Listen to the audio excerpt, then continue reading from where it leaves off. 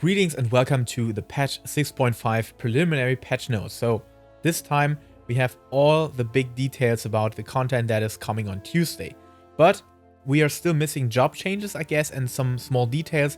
But more about that, of course, in another video or maybe in a nutshell video. I hope I'm still able to do some funny skits like I did in the past, and we'll do that for and try that for 6.5.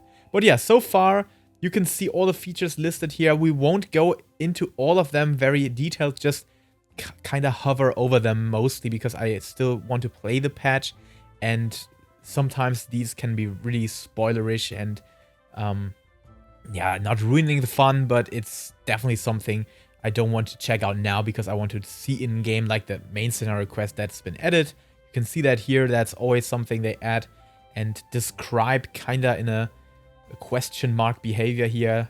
However, we can see that there are all the new features and all the new quality of life stuff that's also been added. Character portraits have been implemented for battle dialogue during main scenario instance quest battles, starting from the first quest patch 2.5 through the quest the company keep. That's awesome, actually, because these dialogues make the game much more immersive, in my opinion. And I like that you now don't have them just in your chat log, but also in these chat boxes or these dialogue boxes. That's really cool. I like that a lot. Yeah, Myths of the Realm looks awesome so far. I was a big fan of the last two 24 people raids. Let's see how that turns out. I think the gameplay aspect was really awesome. I love the fight against Haloni, and yeah, some of the older fights in Aglaya were really on point. One of the best 24 people raids in my opinion. Yeah, custom deliveries also being added, or being content being added onto that. Quest of one's own. Yeah, check all these out. I mean, this is just a summary of all the quests that's been coming. Island Sanctuary, haven't done it. Go for it. It's not my type of content. Maybe at some point I will do it just for the hot pants. I think that was the first entry of the Island Sanctuary where you could get the hot pants, and these look amazing. So maybe I need to do that at least. Yeah, Myth of the Realm is being added to New Game Plus. Side story quest, Legacy of Louisoix Livelier. The series of quests concerning Arcane Louisoix added in the 2023 celebration. Ah, yeah, nice. That's also nice. That's good that they add this to replayability, so to say. Fates, new items available from certain gemstone traders. Oh yeah, by the way, if you want to prepare yourself for Gil-making in very everything, then definitely do the gemstone stockpiling as well. Treasure hunt, we have more treasure maps, rewards. I actually haven't played this yet. Is that worth it, guys? I don't know. Please let me know in the comment section if it's worth to play it. If it's fun or rewarding. In the best case, it's both, but most of the content that you can play is not both. The following additions and adjustments have been made to subaquatic voyages. Never did it. Still, Fisher is one of the contents that is still missing on my agenda, and I guess I'm not really interested in that type of content. Furnishings from the design contest have been added here. Yeah, they look nice. That's really cool here, actually. I like that. Not really that it fit to my house because I'm just lacking the space for it, but it looks cool. New furnishings have been added. Oh yeah, the portraits. These are awesome. Especially this one. I guess this will be a fan highlight for many players here. New equestrian roles have been added. New aquarium fish have been added. Nice. It's crazy. I just want to mention how Asmongold talked about this aspect of the game not incentivizing players to form up community events. What else do you need? You have the most detailed housing system a game has ever offered. I don't know about the old RPGs or MMORPGs on the market, but at least on the big stage, I think this is the most complex housing system ever. New cars have been added. Of course, we know these from the 24 people alliance raid. It's actually something that should have been featured before, right? Because that's definitely the previous raid. So yeah, Euphrosin. That's crazy. Following additions and adjustments have been made to Island Sanctuary. Okay, I will skip through Island Sanctuary. I have no clue about this. definitely check out Mioni's video here, or like I said, check out Zane Lionheart. He introduced that very nicely in the preparation video that he made, so definitely visit his channel for something like that. I will link both of these channels, Mioni and Zane, into the description like always. Is it worth it, guys? Just for the hot pants, maybe, but after that, I don't know. New hairstyle for Viera, nice. That's good. Yeah, like I said, it's crazy to me that they still couldn't make it possible to have every hairstyle, head, gear, and everything like that available for Viera and Hrothgar when there are add-ons out there, or third-party tools out there that can achieve that. Even though it's not perfect, sometimes it's at least available, and that's... I still don't know. This seems like a false excuse somehow to introduce that in a sheet like this. Like, this is a feature being added to the game, when it's actually just, hey, we have been lazy before. Here you have something that kind of is the remedy for it. I don't know. This is one of the topics I feel like they are showing off how lazy some aspects of the Endwalker expansion have been developed on. That's my opinion. You can disagree, of course, and Endwalker is still a good expansion. The game is not dead, by the way. If you thought about that, it's not dead. Okay, so yeah, we have new following adjustments have been made to Wondrous Tales. Wondrous Tales is still one of those contents, or actually content summaries, that gets you back into old content or incentivizes that a bit more because of how the weekly system works and how good the rewards are, especially the EXP you get from this. Absolutely get your Wondrous Tales. Get that every week and do it, because that's the most insane XP push that you can have as any job. So if you're leveling, still make sure to get the Wondrous Tales. New items are available in exchange for 4 leaves. Containment Bay. Okay, a Singularity Reactor. They have the new Unreal Trial, which will be added. New emotes have been added. Nice. What does it actually show us here? I don't know. You can tell me. Battle system. New dungeon. The Lunar Subterrane has been added. Of course, we know that. Abyssal Fracture with a boss that we have no clue who could it be. And of course, the Extreme Trial version. Stick around for all the weapons. I will show them as soon as I can. And hopefully also the other stuff that's available with the patch. Singularity Reactor Unreal, which I still don't know why they can't or why they don't put any rewards into that content. For example, we have the shiny weapons, the shiny crafted weapons. Just basically, what Square Enix could do here, I think that's actually one of the better ideas to solve that, or to incentivize this content too. You get the shiny version of the weapon from that trial, the Thornton weapons here, which are of the round, or called of the round, and you grant the player access to a color version or color variation, or in the best case, that they can change the color with dye. If that's possible to implement into the game, this would be a game changer. And not only for Unreal, we could do that for the Criterion dungeons and all that stuff. Have the shining element or the particle effect on top of a special weapon, being able to shift the color or change the color. This would be a game changer. Believe it or not, I guess that would incentivize so many players to start into content like that. It's insane. I would hope, and I'm really hoping for that they at some day are able to do that or implement that. Item level sync has been set to item level 570 in the duty the final day. Okay. I'm actually not sure if that's higher or lower now. It seems higher, actually. Final day. No. 570? Could be 580 before, right? Because you needed to have the job gear, which you get for free, basically. The drop rate for Links of the Righteous Fire Flute has been increased. Links of Righteous Fire Flute. Oh, yeah, that's the one you get from Ruby Kanti. Drop rate for Links of Shadow Flute has been increased. Weekly restrictions on rewards in Pandemonium and Abyssarius have been removed. Yeah, we could expect that. That's a catch-up patch.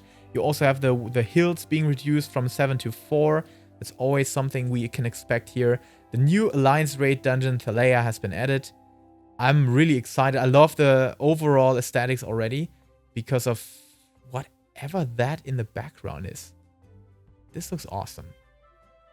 Yeah, it gives me a bit of the 24 people alliance raid of Heavensward vibes a bit with the city design that looked kind of similar, the last one at least. Role requirements, is it actually catch up? Let's see. What item level do you need to get in there? Average item level 625. Okay, so you can't really catch up if you're starting from scratch now in Endwalker, but you can use it to upgrade your gear to a certain value. Because I believe it's 650 item level gear that you will have in there, or that will drop in there. So you can add that to your collection at least, and this will give you a good push before entering Savage. If you want to tackle Savage with that gear, for example, makes it a bit easier than just taking the normal crafted gear. Upon completing Thalea, players can also earn a separate reward once per week, 2 cracked Anthro clusters and 1 Thalea coin. Yeah, like I said, the Thalea coin will be important if you want to trade this and the other coins from the other alliance raids together in for the upgrade material that you get for the Tombstone gear. So the stuff that you get for Lager and Tombstones of Comedy. Now you can also exchange the coin with the other coins together for upgrade material that before only was available in Savage. So now we have this being added. This is kind of seen as the catch-up patch, but there will be a second catch-up patch. Might be 6.55 or even before that, where they also add the upgrade material for weapons. So you can also upgrade your 650 weapons to 660, making them very powerful. But on the other hand, I guess they might actually not be as powerful as the relic weapon. So this could be redundant at the point when it will be introduced. But on the other hand, yeah, the Tombstone gear does actually look nice. So this is something that hadn't been the case forever, at least. Players will no longer be rewarded cracked Anthro classes upon completing Euphrosyn. Yeah, of course, they switched that out. Following adjustments have been made to rewards and alliance raids, taking into account that difficulty and time required to clear. Experience points received upon defeating bosses has been increased for Labyrinth of the Ancients, Circus Tower, World of Darkness. Bonus experience received alliance raids has been increased for Labyrinth. Yeah, the same. Okay. Actually think they are very quick, but just boring. that doesn't seem to fix the issue here. It's not that they don't reward EXP enough. It's just that they are dead boring. Absolutely dead boring. I always love if I get the Void Arc. Okay, Void Arc is also one of the, yeah, not so good Heavensward expansion. But the Weeping City of Mark, Dune Scythe, these are the ones that I'm interested in, and especially the Stormblood raids. But you never get these. You always queue up for the random one, and you always get, most of the times, these two here. Yeah, in my opinion, they should do something about the people that are just abusing the system and, yeah, dropping their equipment to get into these just because it's faster. Now it's even better. The reward you get is now even more than before. So it's even more people will do that, when abuse the system, will drop their item level to get into that as the minimum requirement. That's bad. They need to do something about it. They have so amazing 24 people alliance raids in the game. Especially here. The whole Stormblood stuff, but even the Shadowbringers raids, they are all awesome. I love them. But it's just bad because you are just being thrown into, yeah, Labyrinth of the Ancients and Circus Tower. And that's something, these are dead boring. Absolutely dead boring. You're not having your rotation, that's awesome. You're not doing something that is awesome. And the battle mechanics are just, you can just go through them and grind through them because nothing is dangerous anymore. Except for, yeah, maybe the flare mechanic on the final boss of Labyrinth. Which killed, no, we actually thought it would kill us on the hardcore run, but it didn't. It was actually the boss in Circus Tower, which we didn't expect to happen. Okay, so items required to enhance equipment purchased with the Lager and Stones of Comedy, Divine Twine, and Divine Shine can be purchased from the following vendors. So, Sack of Nuts, prepare that now. Now is the last chance. On Monday, you will have the 24 hours maintenance, so you can't do anything on Monday or Tuesday morning or in the night or anything. So prepare that as best as possible because these are having true value. These are basically just an equivalent to a Savage piece and token that you get in Savage raid because you can upgrade your 650 gear to 660. That's awesome. And you still need 3 coins, so you have to complete all 3 raids, which is also limited by the Thalea coin now, by 1 per week, to upgrade your gear. And always keep in mind that the accessory equivalent that you need for Sack of Nuts, or the equivalent amount that you need Sack of Nuts for, is lower on the accessory pieces. So always try to get the left side gear pieces with the coins and try to optimize the Sack of Nuts for the accessories. But of course, if you have an overflow of Sack of Nuts, basically get both of them with Sack of Nuts, because they're limitless. You can just grind them down as much as you want. Upgrading equipment. After acquiring the items, you can exchange that in Rasatan. Everything is happening in either Old Sharlayan or Rasatan. If you don't know where the vendors are, just check out where most of the peoples are standing. The following duties have been added to Raid Finder, Abyssal Fracture, Extreme Singularity Reactor. Yeah, of course. Duty Voidcast Extreme has been removed. They change that all the time. So they changed that from the Raid Finder to the Duty Finder. The strength of the Echo is now granted in Abyss or Savage. On one hand, this is actually a very good way to start into Savage if you're concerned about dealing the optimal damage or having perfect gear or anything like that. You can basically use the Echo buff to get these problems out of the way. But on the other hand, it kinda, alters the fight a bit. It makes some mechanics pointless, and you can basically rush through that. It was crazy when I did it on stream for the last tier of the Shadowbringers raid, and we had the Echo buff, and we were just grinding through the bosses, and we destroyed them. So, if you really want the full experience, I think you should disable the Echo, in my opinion. But yeah, just a very short side note. Expert, of course, we see this happening every time. Now you have 2 of the dungeons here. And by the way, I like that they added 2. We had a time where the Expert dungeon was only 1 dungeon, the newest dungeon, which was insanely dumb because you always got the same.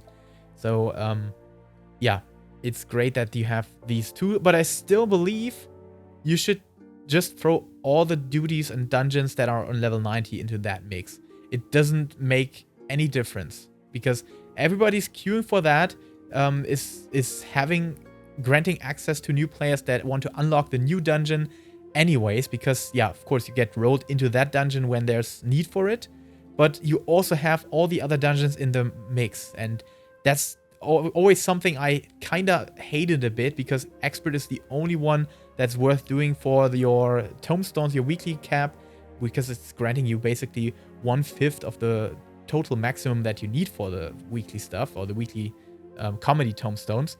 And I don't know, you're always doing the same 2 dungeons, and that's something I would love to see changed. And they could even just drop the level 90 dungeon category entirely. This is super pointless. Just put more into Expert and maybe give it a stack or anything that you can do it twice on the day. I don't know, something like that. It's super, super dull if you're just going for your Expert and you have the same dungeon over and over again. You will always run the Lunar Subterrane. I can guarantee you in the next weeks you will just, when you're queuing up for Expert, it's this dungeon and nothing else. They should change that. It's pointless to not include the other ones, because of they are still actually more difficult if you're scaled down to a certain item level, especially the final Endwalker dungeon from the main quest, 6.0 dungeon. This is one of the toughest still. So if you would get thrown in there, I would love to see people actually struggling, because that's what gives you the challenge here, or the challenge aspect of the Expert dungeon.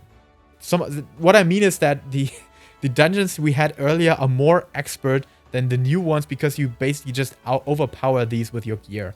If I go in there with my Dark Knight now, with maybe 650 item level in my overall stats, I will destroy that dungeon, and they can't even kill me. As a warrior, you can solo that, I guess. Now, that's one of my nitpicks, and I think these are small, very small, detailed things.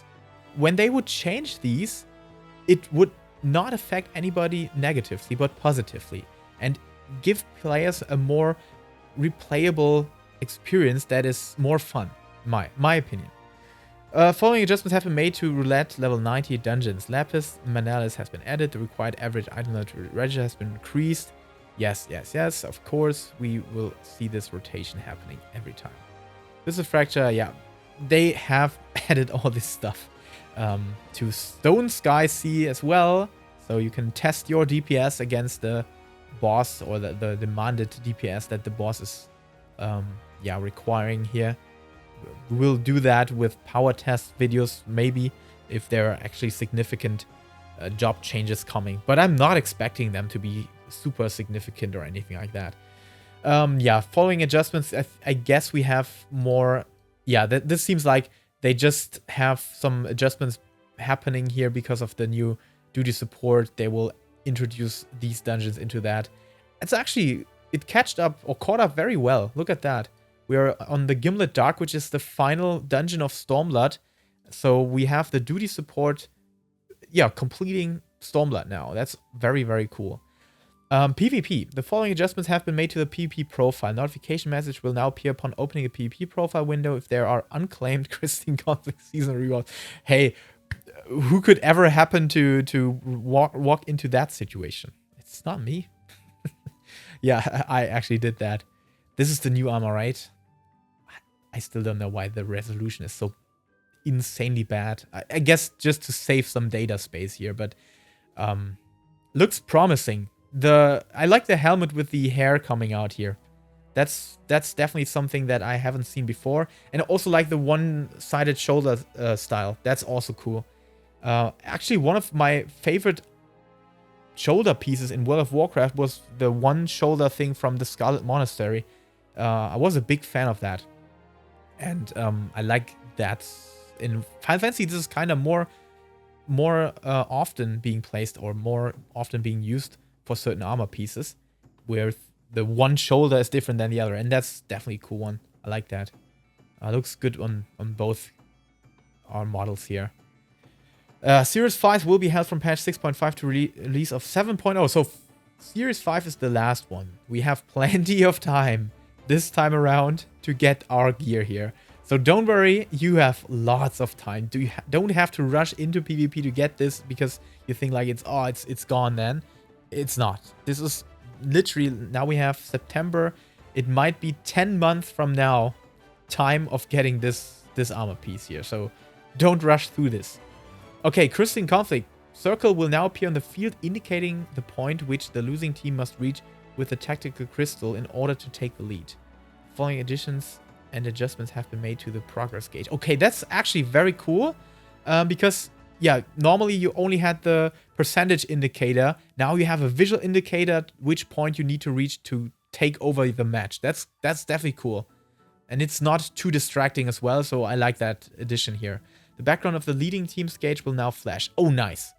That's also something I was a bit worried about. Sometimes you forget who actually was in lead, or sometimes in the blink of battle, you don't realize what team you're actually on, or you don't remember because you haven't remembered that on the starting screen. So it's always good that you have an additional indicator now. That's definitely not bad. Overtime, that was clear in my opinion. Settings can now be adjusted to always display the affiliated team's base on the left side of the map. Okay, that's something that's also working into this problem. That's definitely good. All right, so items. New items have been added. Wow, this is the raid, I guess, because of the background. Yeah, it looks like the raid. These have the Aglaya vibe here and the Euphristen vibe. I can't figure out how they really look in detail on this picture, guys. I hope that there will be a content creator doing some showcase videos and show them in 4K resolution or something like that. Maybe we'll find someone. New recipes have been added. Yeah, that's the gear, the style gear that you always get in these in-between patches or follow-up patches. I like that they stick with these schedules a bit. That's always good to see. That they don't deviate from that too much. Following items can now be equipped regardless of gender. Ooh. Omega F attire. That's something I wasn't expecting. I'm curious how that will look. on the male characters. Because, yeah, you had to make a choice between both of them, which you want to buy. And I actually feel like this is a scam if you buy both of them. It's great that they add this to both genders now. Following additions and adjustments have been made to the armorer. Items purchased from the online store can now be stored in the armorer. That's good. That's really good. Name search function for stored items has been added. That's also good. Even though I wasn't too much confused inside of that window. When accessing the glamour dresser, items can now be displayed by category. That's also nice. Certain items can now be sold desynthesized or submitted for expert delivery missions. Okay, I think they just added some of the items available for that. Following changes have been made to the crafting log. Custom deliveries recipes will now be unlocked upon completion of the applicable quests rather than at set levels. The custom delivery recipe list order has been adjusted. Recipe search feature will now display up to 100 results at a time. Custom delivery section of the crafting log will no longer display custom deliveries have not been unlocked. I actually have to do custom deliveries and get my relic and all that stuff being unlocked for crafter, because I do feel like my crafter looks insanely boring sometimes because of the weapon that you have. And as we have relics now, we should actually use them, or I should actually get them. Crafted item level 640 equipment can now be exchanged for upgraded item level 650 equipment. Yeah, that's the Diadocus gear augmentation process. I talked about that in my preparation video. And of course, I will do something about that in the gear compendium video, like always. And it's basically kind of simple to get there. You just need some tomestones that you exchange against one of the divine reigns here, which is a new one, and the great certificates, Hanish certificates of grade 3 import, which you can get by exchanging one Diadocus gear piece that is kind of equivalent to the one that you need. So for example, if you want to trade or want to get a boots or trousers, you just exchange the same item and get the same amount of imports or certificates that you need for this, and plus the rain, you can get the whole exchange then, and then you have your item. So it's always the simplest way to get that is basically just buying out weapons or big armor piece, because sometimes they are just on the same price like the ones that give you less certificates. So basically just get the one that gives you the most certificates and is still kind of cheap. That's my recommendation. But yeah, of course, more to that in the Gear Companion video. Players can now speak with Margaret to complete custom deliveries wherever she is. It seems that she's in Old Charlian. Yeah, she definitely looks like an Old Charlian NPC. New items have been added to gathering points. New collectible bonuses have been added to certain legendary nodes. Still, something I also have to level up my gatherers, because I don't know if it's worth doing. It's really worth doing on the start of any patch. If you're a gatherer and don't care about the content, just about the crafting and gathering system, it's the time of the year where you should do it, and when the patch starts. The level cap for desynthesis has been increased. Yeah, of course. That's also something they progress onwards with as content is being added. New mounts have been added. Okay, nice. But it's not for everyone, right? This is not a mount I would generally wear or use for my characters. New chocobo riding has been added. This looks scary, actually. Creepy. But definitely something that we hadn't had in the game yet. So, yeah, cool to see. Okay, fashion accessory has been added. System. In order to prevent server congestion immediately after the release of patch 6.5, we'll be implementing multiple field instances for Armorang, the Raktika, Greatwood, and Razzatan. I guess the main scenario quest is doing something in these fields, right? Oh, crazy, crazy. We will monitor server activity and remove this feature when congestion is determined to no longer be an issue. Specific instances can be selected when entering from a neighboring area or teleporting via Aetheryte. Okay, nice. Following adjustments have been made to retainers. New items can now be obtained from quick exploration ventures. New retainer exploration ventures have been added. New fish can now be obtained from the waterside exploration. Whatever that... I'm really bad at the... those numbers, I'm sorry. It's 2000? No. Forget about that. The following actions can no longer be performed while in battle. You could desynthesize in battle? Okay, glamour. Maybe that's something I could understand and accept, but desynthesized? Okay, that's toxic if you're desynthesizing in battle. Certain duties and trials now count towards the completion of achievements. Yeah, for the tank achievements, we get that the new trials are being added here. Following additions and adjustments have been made to shops. Items added in the most recent patch can now be viewed by checking show only recently added items box. That's awesome. That's a very small detail that's really awesome. Gives quality of life a lot. Class and job icons will now display item in the pull down menu when searching for items, class or job.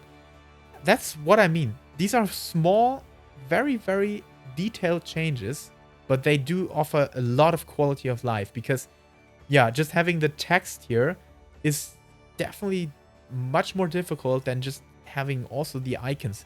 Especially when you have a break between tanks and DPS here or healers, that's giving you very good visual indication. If you do not have enough currency to purchase an item, the item will now be grayed out. Also nice. Yeah, small but very good changes for quality of life. Confirmation prompt will now display if the Gil reward for gear repair or material melding will cause a player to exceed the maximum Gil. Okay. Yeah, I'm not sure how many players are affected by this, but yeah, it's good to have it. Buttons have been added in the following menus to switch gear categories. Okay. Teleport fees from the 13th moon have been adjusted. Teleport destinations tabs can now be sorted by region or by expansion. Okay, that's actually practical, I think. Sometimes I felt like, yeah, I'm used to the system that we have in place now, but for new players, this is awesome because now they can get more logically into this, because sometimes these are super mixed up. Like the Endwalker stuff is absolutely mixed with other stuff, because we have many of the areas in Endwalker in the miscellaneous tab, so it's good that they can sort it now by expansion. That's really awesome. Following adjustments have been made to display names. Player can now toggle the display of job or class icons in public areas and instance separately. Nice. If that works for PvP, that would be a game changer. Because then I could at least give the icon without displaying the name, so I can see, hey, that's the tank.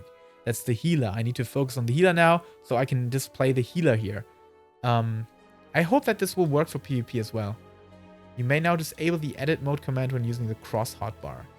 The maximum number of elements displayed in the HUD layer drop-down menu has been increased from 5 to 10, okay. Following changes have been made to group posts. New stickers have been added. New frames have been added. These are all the new stickers added? That's a lot. Somebody's working there, I guess. The following additions have been made to adventurer plates. New accents have been added. Categorized filters for plate elements have been added. Okay, nice. Duties that can be recorded have changed. Yep, I don't know. Maybe just make all duties recordable. I'm not sure how much data and space that requires, but that would be amazing for content creators, to be absolutely fair here. Following additions and adjustments have been made to Party Finder. Category Gold Source has been added. Category Quest Battles has been removed. During a state of inactivity lasting 5 seconds or longer, the cursor will now be hidden during the following: cutscenes, group posts, idling camera, ending.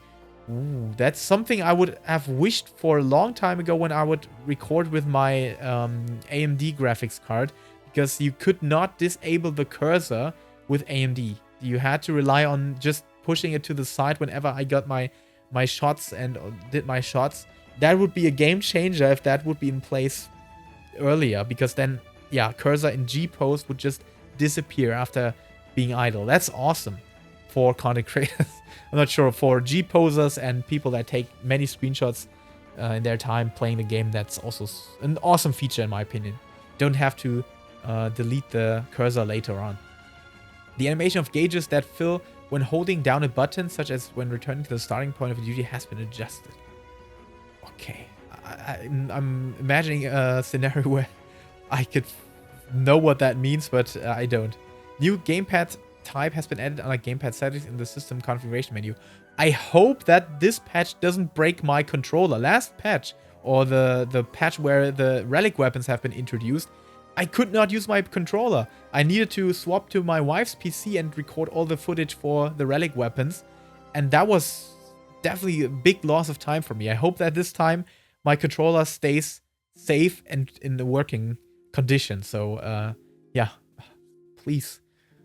Prayers to the 12th for that. Following options have been added to the character configuration menu. UI settings, hot tab, crystalline config PvP. Displayed affiliated team on left side of progress gauge. Display affiliated team on left side of map. Display final countdown. Okay, yeah, that's good. That's visibility. I think the PvP visibility was good, but still could be improved on. And yeah, every time they add something like this and improve on the whole visibility, that's definitely a good thing. Following options have been added to the system configuration menu. Gamepad settings, A, B, X, Y, Series X. Okay, yeah, makes sense. Players with only Final Fantasy XIV Realm Reborn registered to their account will have the registration of Final Fantasy XIV Stormblood applied to their account automatically. So that means we get Stormblood now.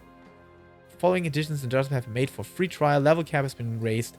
Players will now have access to Stormblood. Okay, that's awesome. So we can see that with 6.5. Some people were concerned that it might not be happening on 6.5, but it will. And that's awesome. That's one of the biggest things that happen now, and I guess could incentivize some players to actually come back. And some new players or that stopped on Heavensward now can do that, starting on Tuesday, October 3rd. So on Tuesday, you can play until Stormblood and including Stormblood for free, which is awesome, and a big amount of content that is. That's definitely a game changer, in my opinion. In the event that server congestion is preventing travel to a particular world, requests to visit that world will now be cancelled automatically, okay? Estimated travel time will now be displayed when traveling between data centers. That's definitely cool for A-rank trains, if you hop from one data center to another very quickly. To prioritize homeworld logins, players now may be restricted from logging in with characters visiting other worlds during periods of server congestion. Okay, that's kind of in connection to that. Additions have been made to the Auto Translation Dictionary. Additions have been made to the PlayStation 4-5 Autocomplete Dictionary. New trophies, of course. New music, sound effects, and voices have been added. We'll see about that. Final Fantasy XIV Online logo will now display on the title screen for players with only Final Fantasy Realm Reborn, Final Fantasy Heavensward, and Final Fantasy Stormblood registered to their account. Okay. Following adjustments have been made to the launcher, Windows and Mac. The old launcher will no longer be available for use. From patch 6.5 onwards, the new launcher will automatically replace the old launcher. I actually haven't seen the new launcher. Is there any picture of it? They should definitely add the picture here, or maybe if it's still in development, I don't know. The option in the config menu allowing players to switch back to the old launcher has been removed. Wow, okay. They're going all in with it. It's the Launcher 2.0, right? In preparation for the Cloud Data Center stress test, the Cloud Data Center will be added to the Data Center selection screen. Access will be available only during the testing period. Okay. Nice. Okay, so they kind of want to implement the system that your character's data is saved on a cloud server, which I'm absolutely recommending and welcoming. That's definitely a big change, and would be a big change if it works. Alright, that's it. Yeah, thank you so much for watching. That's basically all we have for now, and I guess there will be job changes coming on Tuesday or even on Monday.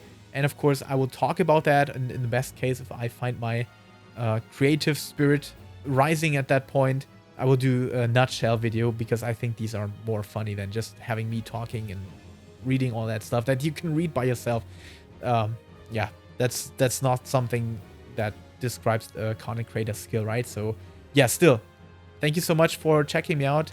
I hope you have everything covered that is of interest to you. I know that Island Sanctuary is something you definitely and always have to check on other content creators' videos, because I have no clue about that, and just reading through that is very cringe, and I don't want to be cringe as best as I can, which I can't avoid every time, but I'm trying. So yeah, nonetheless, thank you so much. Have a wonderful weekend, and be hyped and prepared for the patch that will come on Tuesday. So until then, stay safe, stay healthy, and keep loving Final Fantasy.